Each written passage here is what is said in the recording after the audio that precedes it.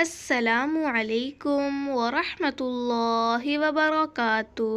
معزز ناظرین، سارے وظائف کا بادشاہ وظیفہ، مختصر مگر آگ کے شعلوں سے بھی تیز، ہر پریشانی سے نجات کا وظیفہ۔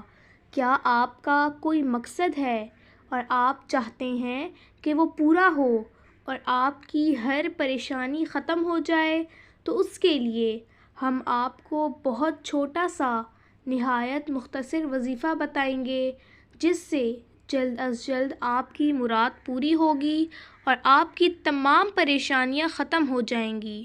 روز بعد نماز عصر جائے نماز پر بیٹھ کر 3 دفعہ سورہ اخلاص پڑھیں اور دعا کریں، انشاءاللہ آپ کی ہر جائز مراد پوری ہوگی اور آپ کی تمام پریشانیاں ختم ہو جائیں گی۔